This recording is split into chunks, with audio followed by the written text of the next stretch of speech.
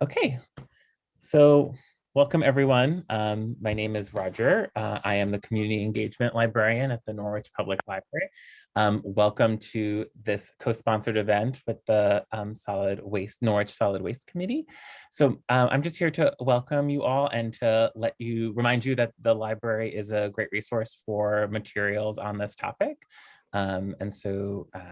Please always feel free. We have a display right now in the nonfiction room with about these topics. And we also, as a tip, we have a pretty dedicated personally dedicated librarian named Lisa Milchman, who is really engaged in these topics and is not above driving to Massachusetts to get rid of her milk cartons. So she's a good person to ask on these topics as well.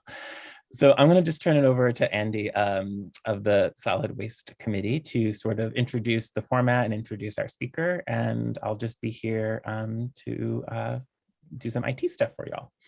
So go ahead, Andy, and welcome. Thanks everyone for coming out. Okay, great. Thank you, Roger. And thanks to the library for co-hosting this event with us. I know they have done it pre-COVID times in person in the community room downstairs. So this is a little different format, but we certainly wanted to have Ham share his wealth of knowledge with all of us. And so as the Solid Waste Committee, we wanted to, be able to share that, share his wisdom with all of you. So it's been a nice synergy with the library and the Solid Waste Committee. So, so thank you for that. Just to give you a little background, the Solid Waste Committee has been historically a committee that has been as part of the town committee structure for years. It was quiet for several, and just this last year we started it up again. We have a bare bones crew. There's 4 of us there, but certainly would be or looking as we're growing, we're taking new members if other people are interested in joining the committee. So that's certainly something that people could think about. We meet the second Thursday of each month. And we have always an open ear for anything that people from the community want to bring to us. So that's always helpful. And we've gotten some great ideas from things to explore and look into. So having the community as part of that is certainly a valuable resource for us. As far as the work we do on the Solid Waste Committee, we have started doing a lot of education and communication. That's kind of been our primary focus so far this past year. We hope to create a website that has a little bit more detailed, up-to-date information. As we'll hear in a few minutes, the recycling markets have been changing quite a bit in the last number of years. And so what used to be recyclable is not necessarily so now. So we want to try to create a live, up-to-date version of that. So we're hoping to get a website going and just have more of a presence so people can ask questions of us as they come up. So we have Paul here in the audience. Paul is one of the employees at the transfer station. And so he is always a great resource as well. And so a lot of times people ask me questions. If I don't know, I'll check in with Paul, check in with Ham, and try to get back to people. So really the Solid Waste Committee is really trying to improve education and communication. And so happy to help in any way we can. So, but one of the resources that we do draw upon is from Ham at the Greater Upper Valley Solid Waste Management District, and he can explain that to us. But just wanted to welcome him, and he has, like I said, a vast wealth of knowledge that he is willing to share with us tonight. So without any further delay, I'll invite Ham to speak, and then we'll have some questions later after he's going to give a brief presentation. And so you can either type your questions into the chat, excuse me, or you can, raise your hand, and then if you would feel comfortable, you can just ask your question of Ham directly. So that would work. Or like I said, if you want to just put them in the chat, and then I'll read them out to Ham. So, all right. So I guess that all sounds good. So give it to Ham. Take it away. Hey, thanks, Andy. Thanks, Roger. Thanks to all of you who came, seeing some familiar faces out there. Yeah, my name's Ham Gillett, and I am the Program and Recycling Coordinator for the Greater Upper Valley Solid Waste District, of which Norwich is a very active member town. There are 10 towns in the district. They run from Vershire down to Heartland and over to Woodstock and Bridgewater. Stratford, Pomfret, Sharon, that contingent. And we serve as a sounding board and a source of information for anybody who has a question about anything having to do with solid waste, recycling, composting, hazardous waste, whatever. We try to steer away from helping people with their relationships, but occasionally that happens. And my job basically is I set up all of the weekend Saturday collection events. We do the hazardous waste collections. I work with the schools. I work with all of the businesses, particularly now that food scraps are on the table, no pun intended. I work with all the restaurants in the area and the institutions, from correctional facilities to universities to colleges, whatever. So my office is based in Ascutney, which is not really convenient to anybody in our district. We used to be in North Heartland, but we moved, and I share offices with the Regional Planning Commission.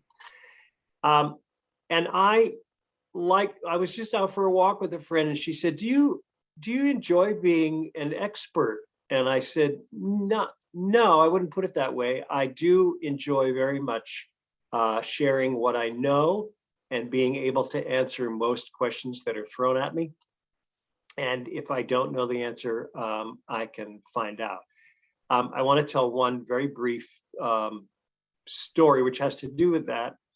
And that is that a year, this may sound sad, but it's not, it's funny. A year and a half ago, my mom passed away, and the church she attended in Woodstock opened up for the first time. And so we were actually able to have an in-person memorial service for her, very socially distanced. And I came out of the service and was met by a woman who I've known all my life. I grew up in Woodstock, went to school with her kids. And she met me coming down the stairs, and she said, Ham, I'm so sorry to hear about your mom. Listen, I've got some half gallons of paint in my basement, and I don't know what to do with them.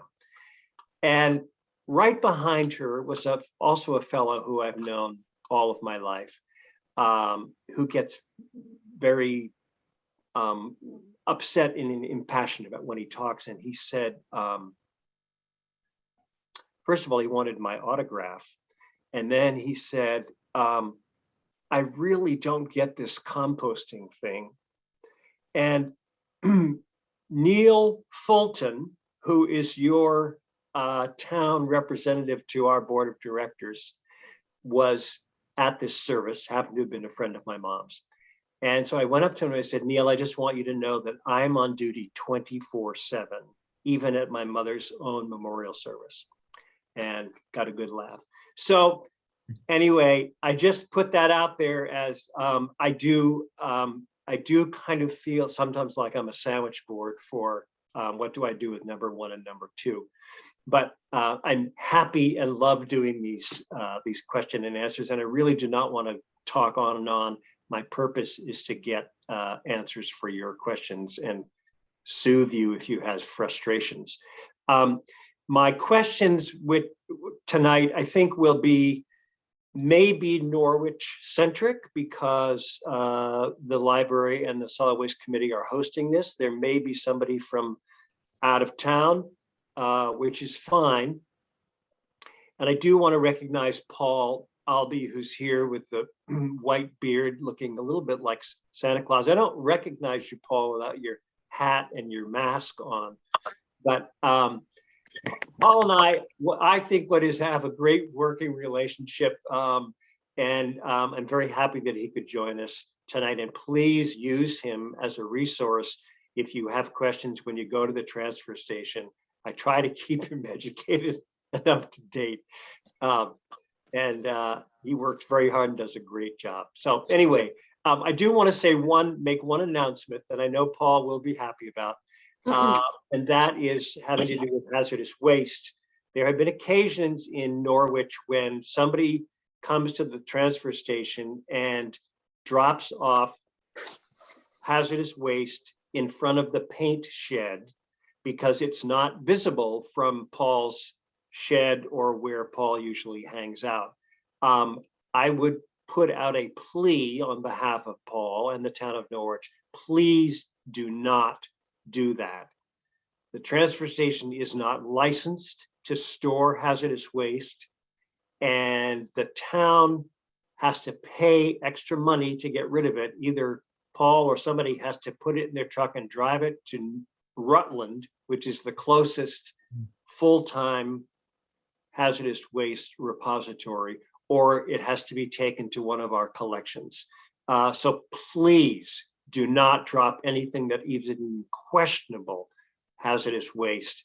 Do your due diligence and take care of it properly, and ask Paul certainly if you need to know how to get rid of it. Okay. The two hazardous waste collections that we have scheduled for this year are July 9th at the Hartford Transfer Station. That will be from 9 to 1. There is no cost. We may be asking for donations this year. We are now paying close to $35,000 for a 4-hour collection. Hazardous waste collections and the labor involved have skyrocketed in the last year. It's happening all over the state. So we've had them for free up to this point, but I think we may have to be asking people for really just a donation if you care to. The other one is going to be on Tuesday, September 13th, also at the Hartford Transfer Station. Same thing, except that one will be from, I think it's 1:30 to 5:30. I'm trying to catch people, working people who can come after work. So that's all I'm going to say about hazardous waste. Oh, no, it's not. The district just to the south of us, Southern Windsor, Windham County Solid Waste Management District, is planning to open a permanent facility in Springfield, which will be available, I'm pretty sure, to residents of the Greater Upper Valley Solid Waste District. There will be a fee for drop off, but the good thing about that is it's going to be open from May to October, probably just 1 or 2 days a week for certain hours. But I get calls from people saying, I've just sold my house and I have to be out in a week. What do I do with my hazardous waste? And I send them to Rutland at this point, but Springfield certainly will be a little bit more convenient for those of us who live in the Upper Valley. So I just want to put that out there. Stay tuned. There'll be more information about it. And I'm going to harp on this for one more moment.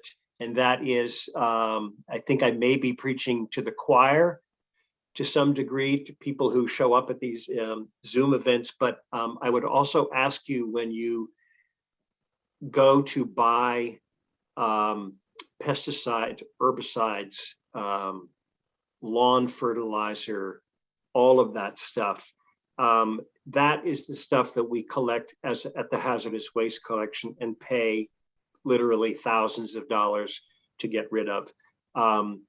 If you can find it in your heart and soul to think of an environmentally friendly way to rid yourself of grubs or wasps, this goes for cleaning agents for your house, everything. There's just shelves and shelves and shelves of that in the local hardware stores. And they're not required to list the ingredients on it, but they're a vast number of them contain very toxic and hazardous chemicals, which cannot be thrown in the ground, can't be dumped down the drain, shouldn't go in the landfill. So that would be my other plea, is to just think about the environmental consequences and also the cost of disposing of your materials when you go to the store to buy this stuff. All right, I'm off my soap opera now. My soap, sorry, not soap opera. My soapbox. Box, yeah. Great. Well, thank you for that introduction. Yeah. I'll say, I moved my dad from Pennsylvania this summer, and he had a box, 2 boxes, 3 boxes full of the exact stuff that Ham was talking about. And this was in Pennsylvania, and I could not get rid of it. And it was scary, like trying to deal with that stuff. I actually had to drive it in my vehicle to Massachusetts, where my brother was living, because they happened to have one. So but so thankful to be in Vermont to have a place that does have something like that. So thank you for bringing that to our attention. So there were on the library's announcement of this, there was what was called a type form, and people could enter questions. And so we have a list of a dozen or so questions that people wrote in ahead of time. And I can just start jumping into those if that's okay with you, Ham. And then if that sort of triggers something in somebody there, then just please raise your hand. You can use the hand raising feature on, I think we're all familiar with Zoom at this point. Raise your hand, or you can raise a physical hand, and I'll do my best to call on you. And then we can get that question to Ham. And again, you can type it in the chat, or you can just ask him directly. So I'll start with this one at random here. Do I have to take the tape, stickers, and labels off of cardboard before it can be recycled? No. I got these questions ahead of time for those of you who are just joining us. So I've sort of prepared myself for this. No, you do not.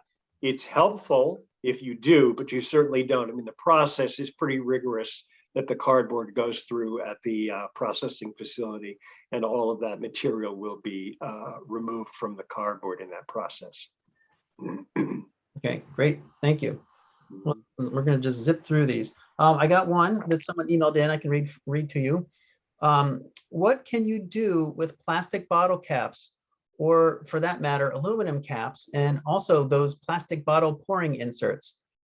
How about plastic rings to hold cans together? And one more thing, will it be possible at some point to recycle milk and soup cartons? All right, there's a lot there. So do you want to just, we have another question about cartons. So do you want to just tackle the first question? Yep, I'll jump in. That's a new one, but I'm happy to answer it. I'm going to start with the, I am presently working on just begun working on a project that's been initiated up in Chittenden County for the reuse and recycling of craft beer carriers.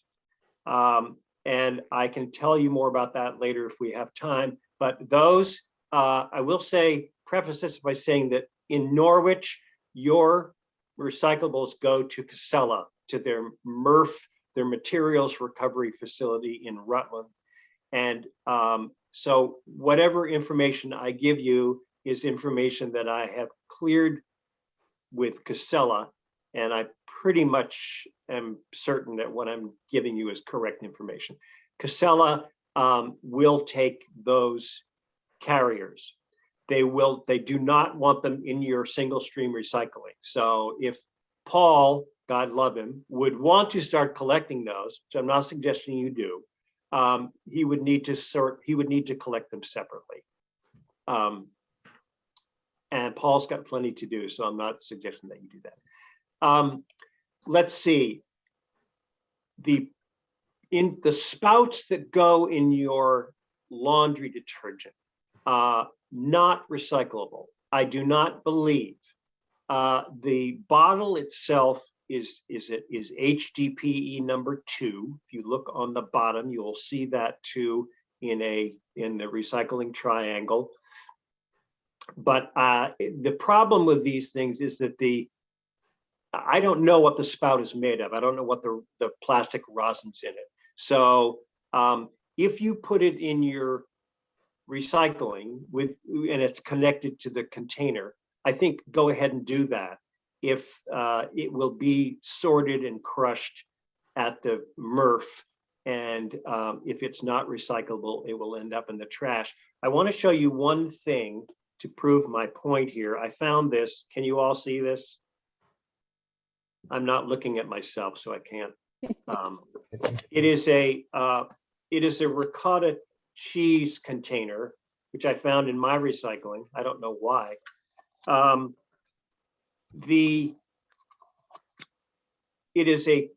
This is a polypropylene number 5. If you look on the bottom, it says PP number 5. The top is HDPE number 2. Now, luckily for you in Norwich, Casella is now accepting polypropylene number 5, along with HDPE number 2. And hold on, PET number 1, clear plastic. So just saying that there was a question, and Andy, you'll have to steer me back on course in a minute, but there was a question that I read that came in from you. Somebody who wanted to have us show an example of all the plastics that are accepted at the Norwich transfer station. I'm sorry to say that is not impossible, but this person said they don't pay attention to the numbers. And if there is confusion about what is recycling, you really, unfortunately, do need to look on this piece of plastic for a number. This is HDPE number 2. It will say that on the bottom. This yogurt container is polypropylene number 5. I know this is for those of you who don't want to spend your days reading your plastic containers. It's really frustrating and maybe maddening, but really that is the only way for you to be sure that you're recycling the right plastic. Plastic comes, as you know, in all shapes, all sizes, all forms, and it's coming at us more and more all the time. And I have a very hard time keeping track of it all, but I can tell you that in Norwich, you may recycle number 1, plastics number 1, number 2, and number 5.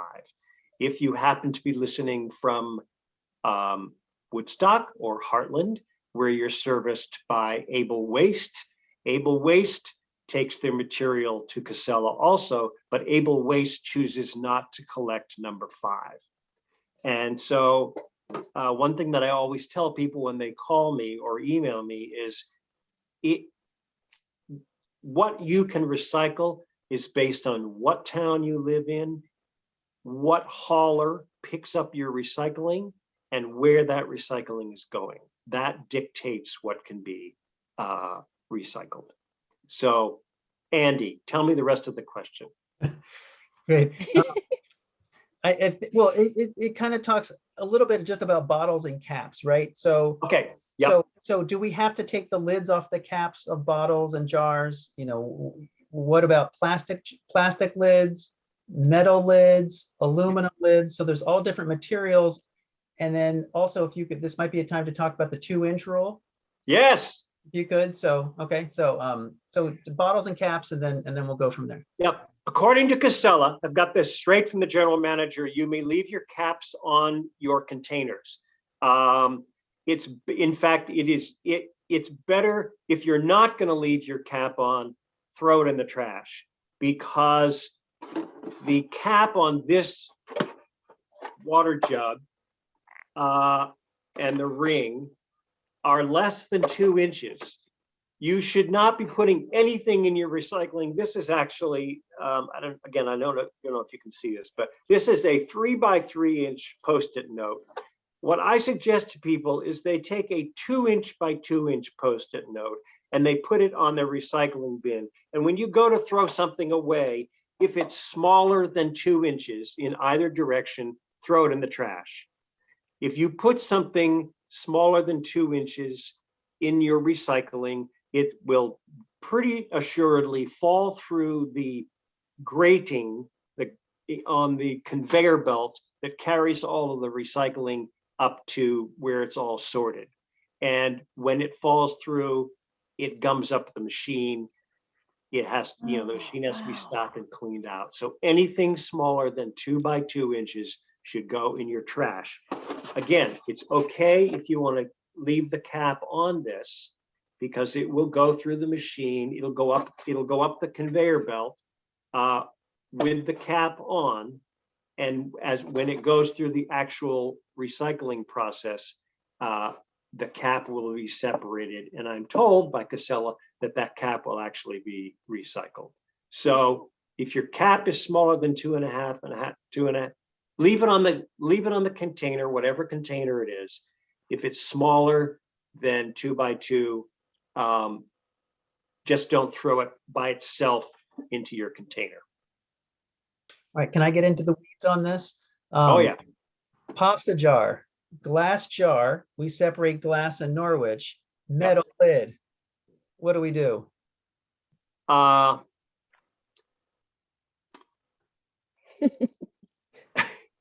course, the metal lid has a rubber thing on it. I would put your lids in there's a separate metal. If it's 2 inches or smaller, throw it in the trash. Okay, 2 inches or larger then could go into the scrap metal. Yes, and I see, you caught me.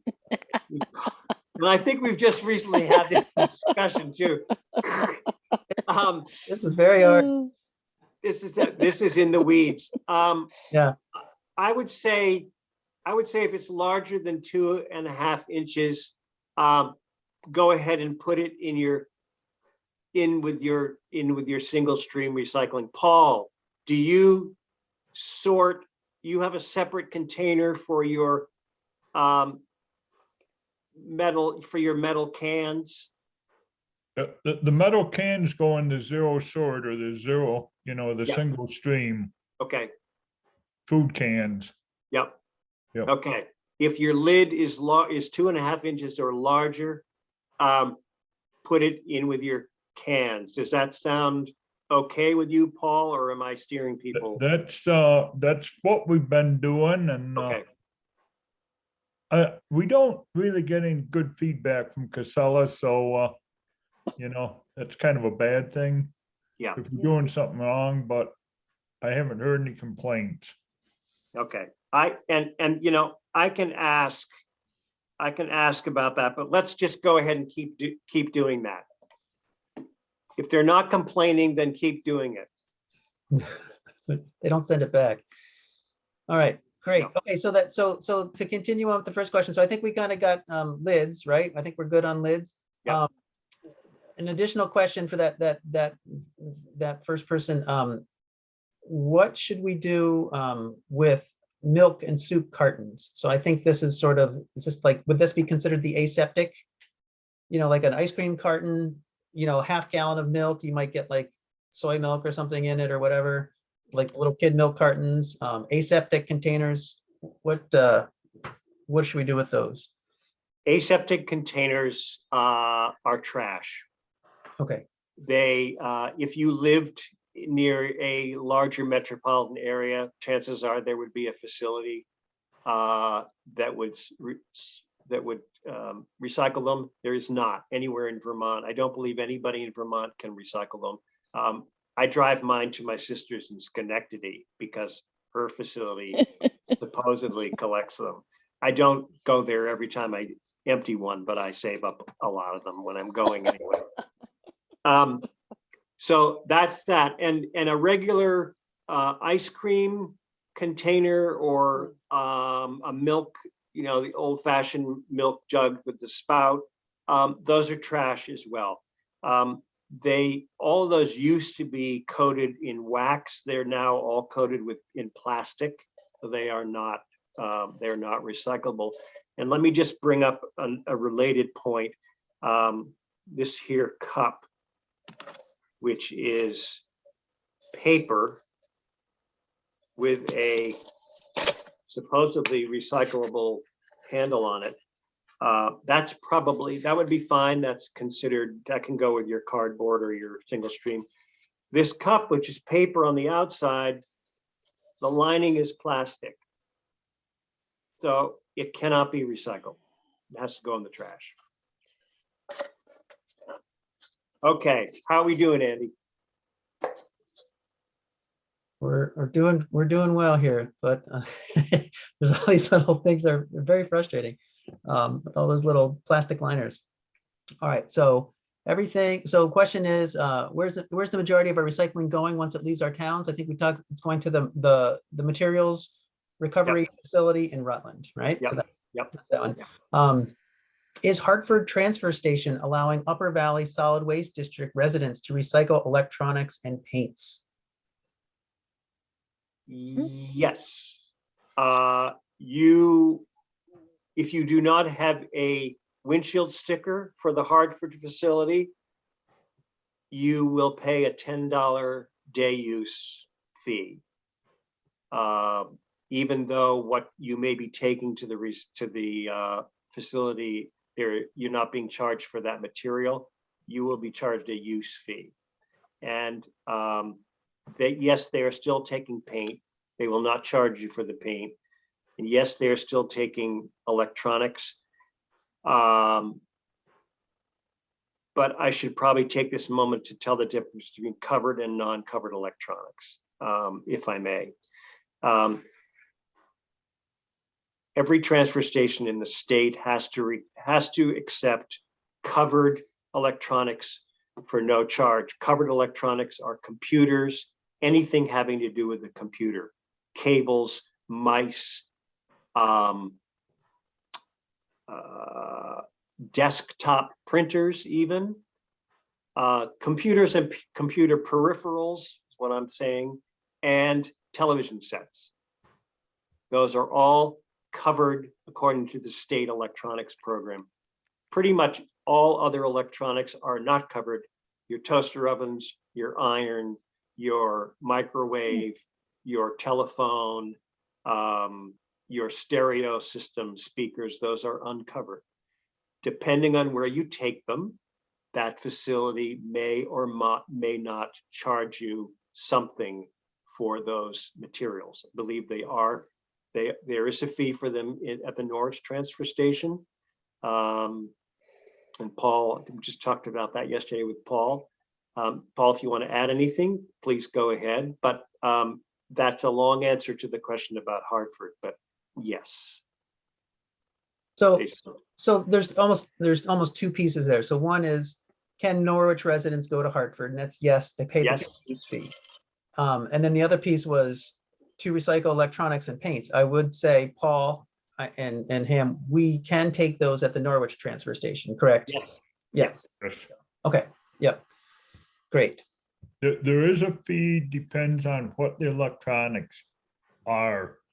And the select board had come up with a fee schedule. My previous boss told me to use a little discretion on it, which is kind of puts me in a spot at times. But depending on what it is, and just as a note, my understanding, cell phones can be recycled for free. They go with the batteries. So if you have a cell phone, we can take those for free. But you know, your old other phones, there is a charge for them. The landline phones. Landline phones, yes. Okay. We did have another question that was written in earlier. Instead of paying to throw away an electrical item that has a cord, why can't I throw it in the scrap metal for free? Right.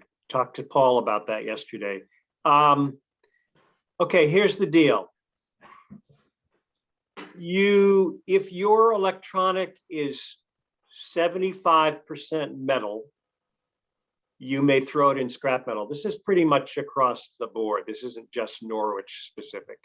If it's 75% metal, you can throw it in the scrap metal. If it's less than that, and it's not a covered electronic, you need to pay whatever the going rate is. And I will remind people, getting back up on my soapbox for just a moment, I like to remind people, and myself as well, that when you buy something, we are a consumer society. And when we buy things, we have been very spoiled for a long time, thinking that when we throw them away, it's going to cost us little or nothing. Those days are changing. And a lot of that has to do with the fact that in Vermont specifically, we are running out of landfill space. And I think that we need to keep in mind, all of us, that when we buy something and use it, we need to be ready to pay for its disposal. And that's a really bitter pill to swallow. But I say that in relationship to this electronic. It just doesn't disappear when you're done with it, even though it's broken. And I know things break all the time, but I think it's just something that we have to sort of grapple with and be ready to accept, is that if you buy it and use it, even if you're given it and you use it, when you go to throw it away, it's going to cost you something. End of my second soapbox speech. You just climbed a little higher. Okay, great. Different topic. Where and when can I recycle styrofoam? Styrofoam. Number one, it can't go with your regular recycling. I think most people know that. Well, a lot of people don't know that. You'll probably see a chasing arrow, recycling arrow with the number 6 on it. That is greenwashing, if ever I saw it. Again, if you lived in a metropolitan area, there might be a place where you could recycle styrofoam. There is not recyclable in Vermont. Nobody wants it. Having said that, there is a woman, Cindy Heath, who lives in Cornish, who single-handedly has sort of started a campaign to start collecting styrofoam. She and I did a very short one over on the front steps of the Cornish General Store last fall, and then she organized a larger one in Lebanon, paid for by the Lebanon Rotary. I understand there are going to be 2 this year. So far, they're both in New Hampshire.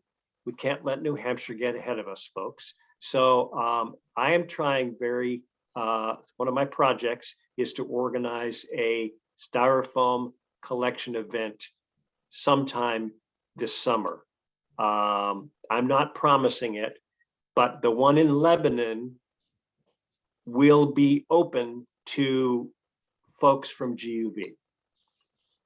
So keep your ear out. That will be posted. I'll post it on the listservs. It'll be posted all over the place. But right now, that is the only place that you can recycle it, is if we collect it. Transporting blocks of styrofoam is considered a complete waste of time in terms of the economics of it and the carbon footprint. A block of styrofoam is 98% air, and it's really not worth anything unless it goes through a densifier, which compresses it into what they call an ingot. Looks like a giant waffle, and that can be recycled and repurposed and made into other things. That's a long answer to that question. Sorry. Good. How clean does cardboard have to be? We talked about the tape. Tape does not need to be removed, but there's a question about pizza boxes and cardboard. So what to do with, or can cardboard be soiled, and the pizza box issue? Yeah, use your judgment. If it's got big wads of sauce, tomato sauce, and cheese on it, throw it in the trash. If it's got a little bit of grease on it and it doesn't actually have food stuck to it, put it in your recycling. And that's the single stream. Mhm. Right. So no, we have signs that Paul has put up that say no pizza boxes in our corrugated cardboard. At Norwich. Is that Paul, is that correct, or is that? Paul, That is what I was told when I went to work there, and that's what the printed sign says. And so I don't know where that came about, but that's what I've been told. So that's what I'm doing.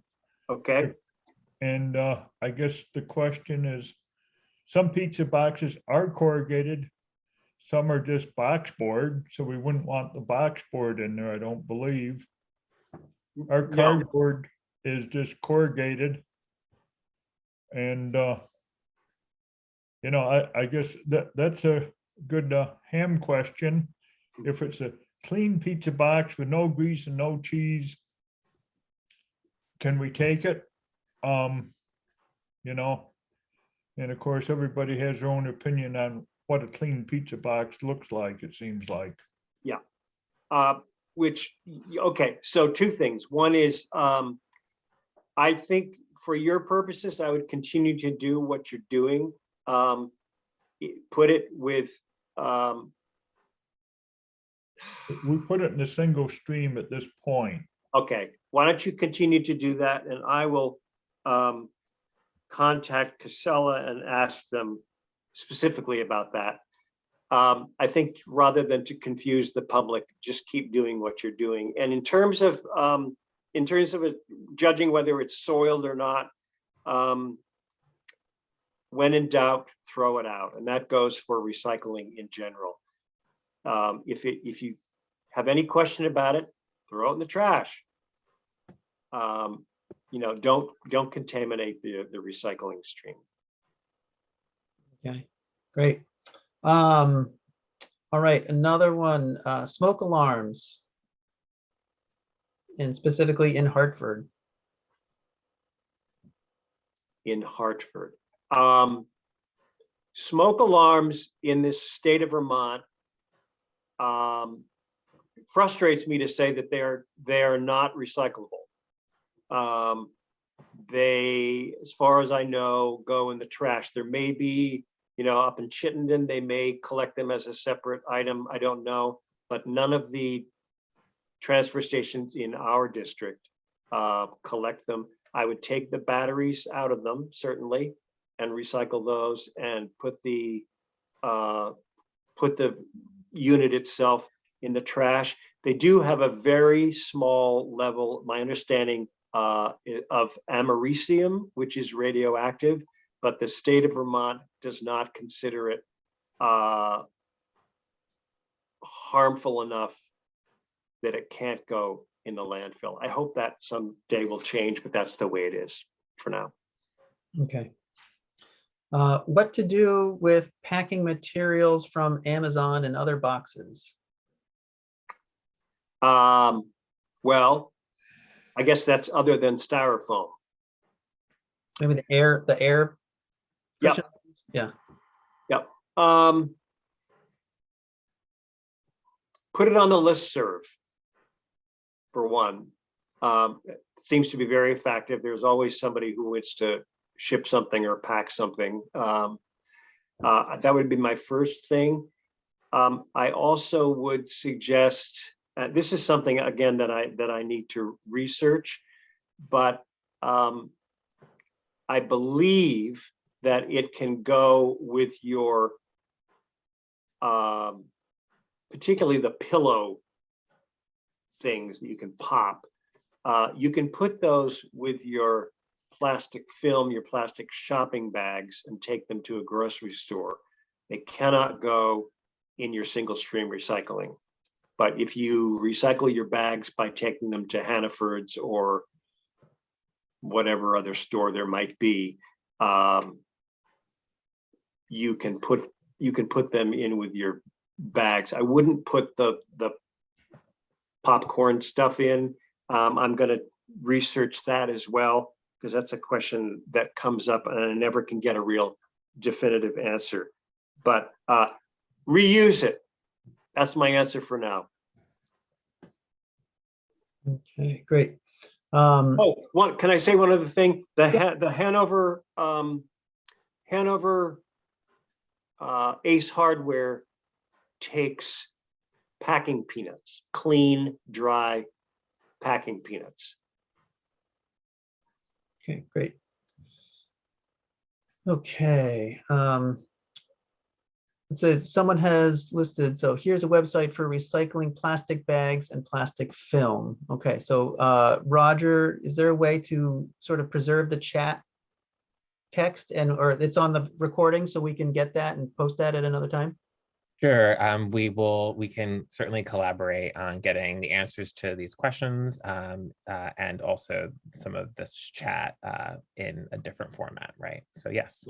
There are two companies, Trex, Trex, and the other one just went right out of my head. TerraCycle. Trex and TerraCycle are the two companies that I know of. So if you want to do some research on your own, they have great websites. Look and see what they'll take. Okay, great.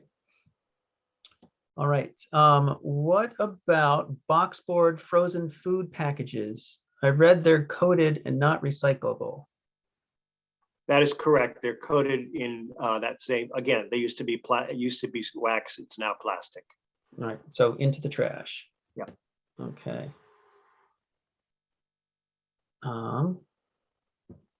Can I recycle small sticky notes with paper? Oh, I tear the sticky part off. That may be completely compulsive, obsessive, but I do. I think I've seen plenty of sticky Post-it notes. I'm assuming that's what we're talking about in paper recycling. Again, nobody's ever sounded the alarm that they can't go in. If you want to be compulsive like me, tear the gluey part off, but I don't think you need to. So yes, recycle them.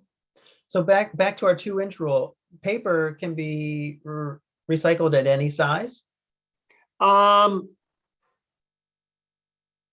Most paper, if you tear something up because you don't want people to read your credit card number, I would throw that away. I think there was a question about shredded paper. Yeah, that was, yeah. Yeah, you can't put shredded paper in your single stream, and it unless it's being collected separately just as paper, you can't really recycle it. Once you've shredded it, it will really mess up those conveyor belts. So great for your compost pile. It makes great animal bedding. Buy some gerbils, or put it in your compost pile. It's a great carbon source. So Andy, I guess I answered that question. If it's, just think of it in terms of if it's small and could easily, if it's a ripped up, torn up, shredded piece of paper, don't put it in your single stream. If it's larger than 2.5 inches, go ahead and put it in. Okay, great. There is a question here. What is done with the plastic film collected at Hannaford's? That goes to, I believe that goes to Trex. Okay. So those companies you spoke about earlier, they're picking that up and turning it into picnic tables and stuff, supposedly. And fencing and decking and yeah. Okay, great. All right. Let's see. There's a note here. The UPS store in West Lebanon takes donations of packing peanuts and plastic air pillows. So, community service. I've heard yes and no on that. And so I guess my suggestion would be call them and ask them first, because there was a point where they were not, just last fall, I think, where they were not accepting it. That's one of those that I never can keep track of. So thank you, whoever submitted that. And I would just suggest that you double check before you show up with a car full of it. Okay, Great. But it's great if they do. Yeah. All right. All right. I'm just looking here in the chat here. Oh, does the wrapping around toilet paper, etc., count as plastic film that I could Yes. use at Hannaford's? Yes. Okay, great. You should, if you're putting any plastic film, at Hannaford's or whatever, you should, if the label is paper and glued on, you really should tear that off. And any any shipping plastic that has labels on it, you should tear that off. All right, I'm just looking through the chat here. There's a couple more websites. We'll get those with Roger's help, kind of pull all those together. Just see if we've missed anything here. Heidi, I see your statement. I'll save that to the end for the bigger picture roundup. Here's another one. For medicine bottles, must labels be removed? No, but a lot of, I even brought one here as a prop. I take mine off because they're easy to take off, these particular ones. This, you'll notice, is not 2 inches this way. It is this way, this way. So these really cannot go in your single stream recycling. Again, put these on the listserv. I put 2 bags of them out at a yard sale a couple of years ago, and somebody snatched them up. I don't know whether they're putting marijuana in them or what, but anyway, they're good for kids' paints and stuff, but Casella does not want them. Okay, too small. All right. The packing pillows can be recycled as plastic film and also bubble wrap then as well, kind of sticking with the plastic. Do me a favor and go on the Trex and TerraCycle website and see if bubble wrap is one of the, that's what I'm going to do. But if you need to know immediately. Okay, yeah, sure. Yeah, okay, good. All right. Let's see. There's a question about what can be done with empty grain bags. Oh, yes, I saw that. They are trash, unfortunately. I checked a couple of other transfer stations in the state and see if anybody else accepts them. They don't. A lot of those feed bags are woven plastic. They are, for right now, unless you can find somebody who's making shopping bags out of them, unfortunately, they have to go in the trash. Okay. Now it kind of would be similar with like a dog food bag or something like that. So probably all the same. Well, the dog food bags tend to be sort of shiny, not cardboard, but heavy paper on the outside, but then they've got a plastic lining in them. Mm-hmm. Not recyclable. Recyclable. Okay, great. Moving along. This is great. Oh, can I recycle aluminum foil? Yes, please do, but make sure that you save enough and put it in a ball that's larger than 2 by 2. Could you open it up into a sheet? Would that? Yes. Yeah. Yes. Okay. Okay. And it should be pretty clean. Don't leave a bunch of turkey gravy on it. Okay. All right. Here's one that I've always wondered about. Do I have to wash out food jars like peanut butter before I recycle them? It helps. It also keeps down the rodents. Yeah, I mean, yes, but particularly peanut butter, I would clean that out. It doesn't have to be like dishwasher clean, Mm-hmm. but don't throw stuff in that has food clinging to it. I was up in a previous job, also in this business. I was up doing a recycling sort up in Chittenden, in the Chittenden Solid Waste District, and I was in a warehouse with 2 other people, and we were the place had shut down for the day. This is a recovery facility where things are being sorted. the place shut down for the day, all the noise went off, and suddenly all of these rats just appeared and started coming out of the walls and climbing over the piles of recycling that we were sorting through. And it was kind of freaky at first, but I use that example as that's a good reason why you should rinse your containers. Okay, good. Don't feed the rats. Yeah. And Andy, I just want to do a time check. It's 7:27, and I'm happy to, go another 10 minutes or so. We can let questions go to the end. So for my part, I just want to thank Paul and Ham and Andy for being with us to do this event. Recycling is a big reference question. Please always, and I said Lisa Milchman is particularly invested, so she's a good person to ask. She's not the authority in the town of Norwich for recycling, but she is a good first stop if you happen to be not at the transfer station. And that is all I'll say, and other than thank you all, but we'll keep going up until the end. So, but just want to do that time check. Okay. Great, thanks, Roger. Thanks, Yeah, we're Roger. actually coming down to towards the end of our list of questions, so that's actually great.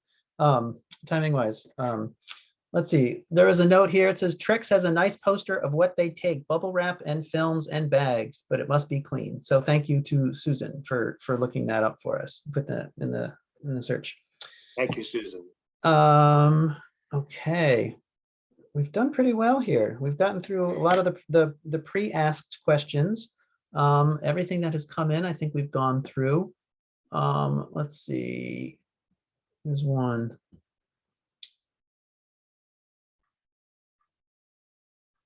All right, well, maybe this could be our ending question. Is there any way we, general population and activists, help to make this simpler so more people will recycle? So this might be a little bit of a bigger discussion. I know Paul has actually in Norwich separated out a little bit of our glass because the containers were filling up so quickly. So Norwich has decided to separate out the glass from the single stream. Ham, any thoughts for making this generally easier for us to get the best results?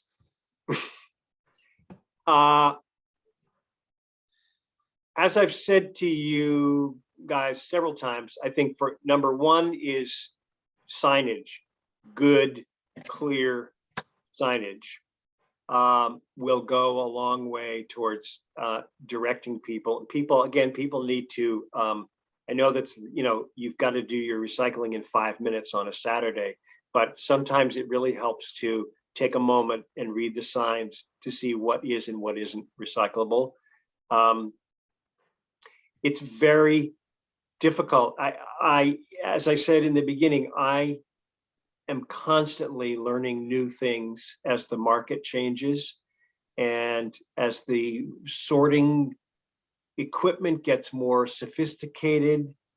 You can't, like, here's a quick example. Please don't put any black plastic in your recycling. There is a scanner that scans by color on the conveyor belt. It can't read a black piece of black plastic against the black conveyor belt. That's number one. Number two is that when you mix black plastic with other colors, it turns a nasty gray, and most people don't want gray plastic. They want clear or white or another color. So black plastic, throw it away. Did Heidi ask that question? I'll talk to her afterwards. I don't. It's really difficult. My world is recycling. I get fanatic about it sometimes and have to realize that most people, again, don't spend their days doing what I do. And it's a nuisance and it's inconvenient for a lot of people. I think, let me just say this, and I'll think about it later. When Vermont passed the Act 148 Universal Recycling Law, there were 6 materials that all Vermonters are required to recycle. Those are called the statewide 6, and they're the ones that you think of when you think of recycling. It's cardboard, boxboard, paper, glass, metal, aluminum, plastics 1 and 2. I think that's 6, maybe that's more, but Google statewide 6 or Vermont recycling and you'll see the list. For those who don't want to go beyond that, just keep in mind that you are required to recycle those items. And more materials are being sent to us and manufactured in plastic, and the plastic gets more and more and more confusing. And that's where many of my questions come from, is the plastic. Again, I will say, when in doubt, throw it out.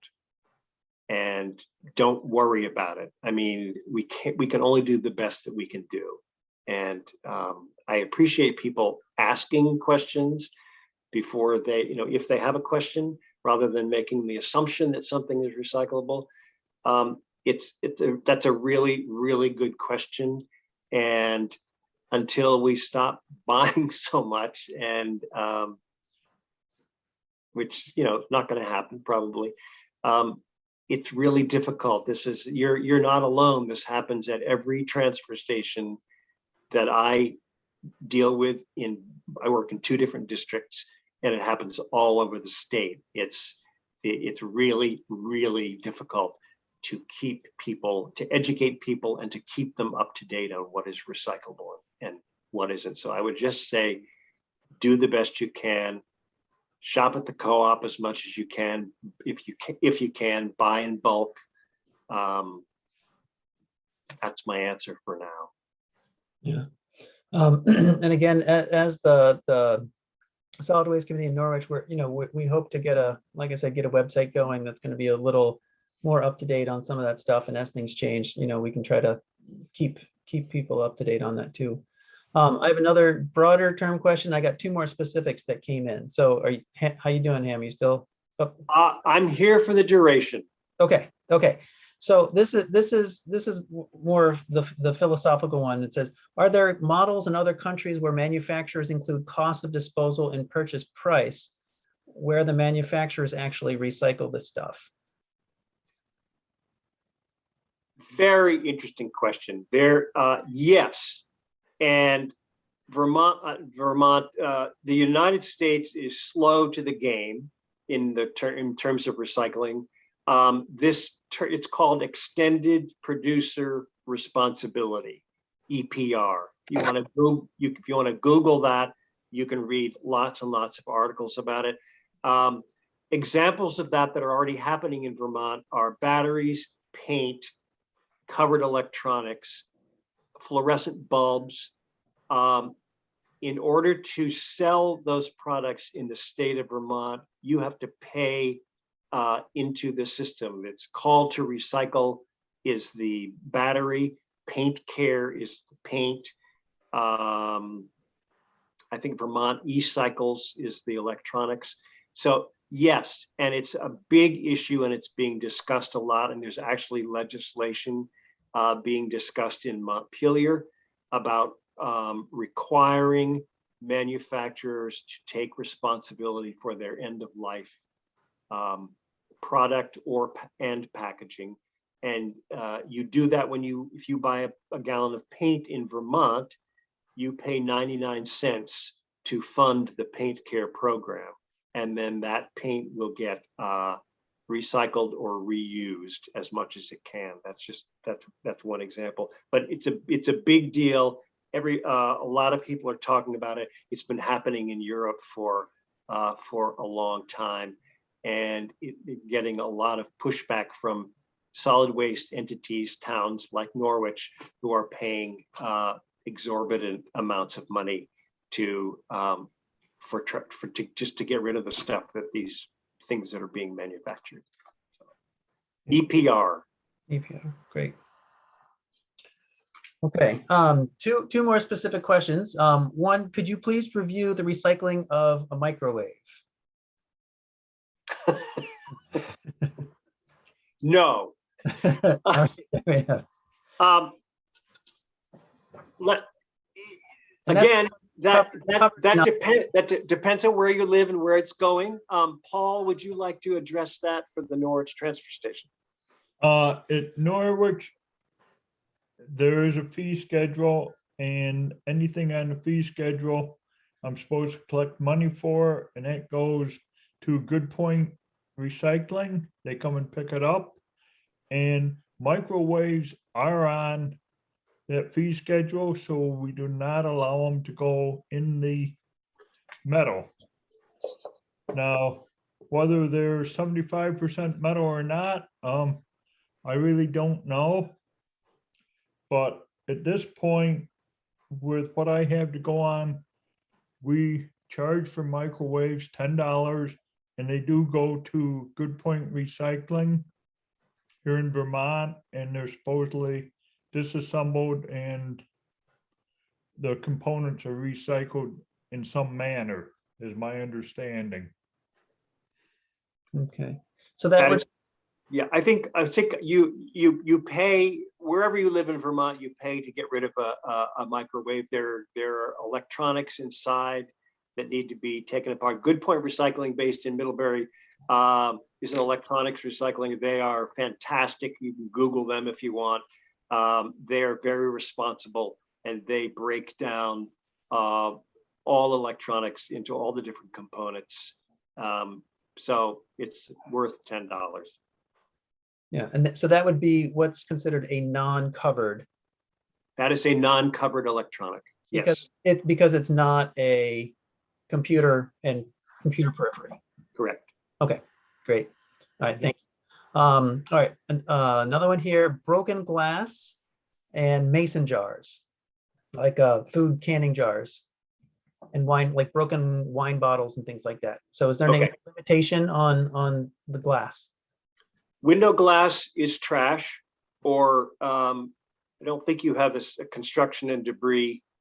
Yeah, if you have a pane of glass, wrap it in plastic or a paper bag and tape it up and write broken glass on it, and it goes in the trash.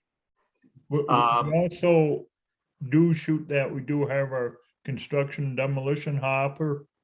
We do put mirrors and windows in there just for how we do it. But there is a like a sandwich board that Casella provided that tells what kind of glass to put in our glass recycling hopper. And I will say ceramics are shiny, but they are not glass. So your ceramic mugs go in the trash. They don't go in the glass. And you know, like Ham said, no window glass, no mirrors, no windshields, no glass cooking lids. You know, we get them in there with the metal bands on them, but they don't want metal bands and handles in the glass. And it makes $100 and some difference in the disposal cost. And so that's a way everybody can help keep the cost down, because I know everybody hates it when we raise their fees up there. So, you know, it's a big difference if you put metal in with our glass. It's just going to cost more, and it's going to get passed on probably. Thank you, Paul. I would say at a mason jar without any metal on it could go. It would be considered a jar container, and I would say that would be okay. No broken wine glasses, you know, no tableware, anything like that. But a mason jar, since somebody asked specifically if it's without any metal on it, just the glass, I'd say you're safe to put that into the glass.